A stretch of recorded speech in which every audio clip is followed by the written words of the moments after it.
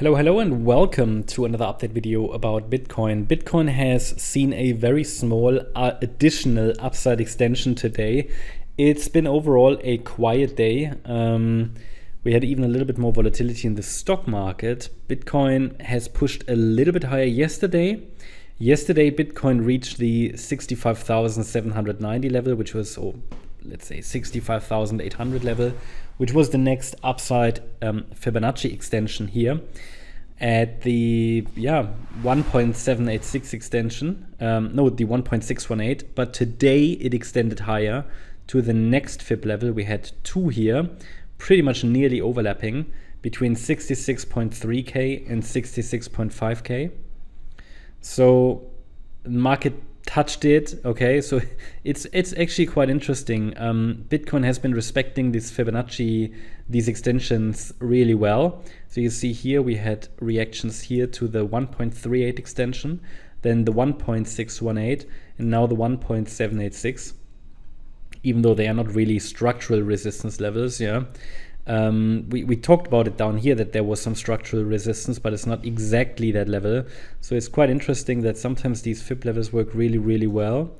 And there is not enough movement yet to say that we have seen here in any way any top or so. It could be, okay, a top could have formed, but it always depends on what time frame you're looking at. I mean, if really a substantial top has formed, I need a break below 61,860 to confirm.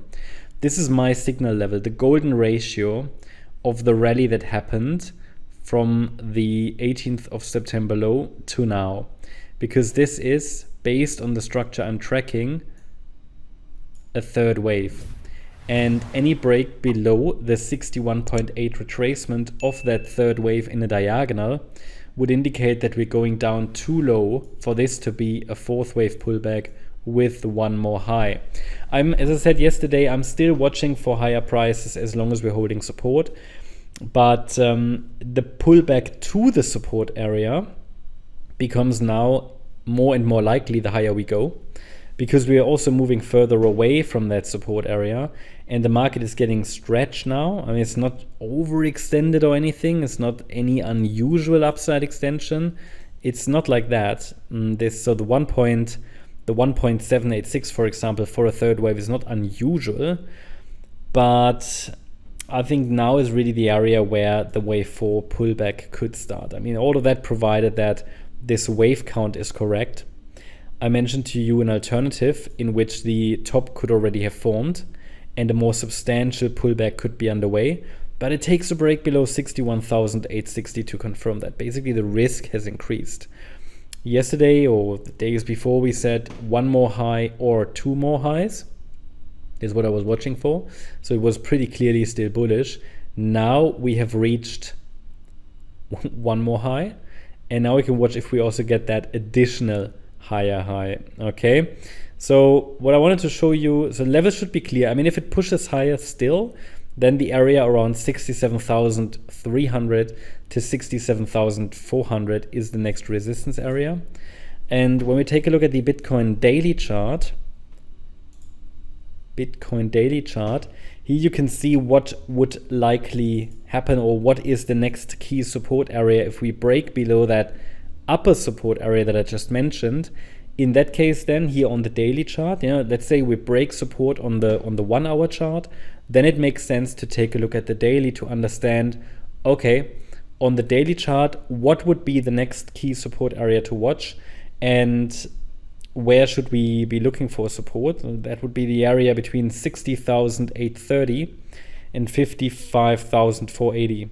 This could be in the white scenario we're tracking here, which is the bullish count, the support area for the B wave pullback.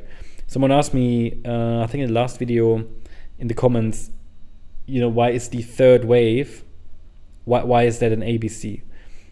Very simple answer, because wave 1 is an ABC. So the third wave has to be an ABC as well. And the fifth wave as well. So that's what we're tracking at the moment here on this chart.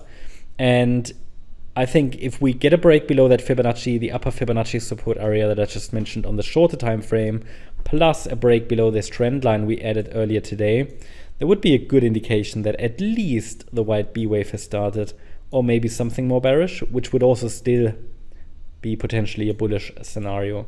So once a pullback starts, we can watch this support area for a bounce or the lower one. And for now, however, I'm going to watch the upper one first. Also, please note there is the red trend line, which could act as a key breakout line.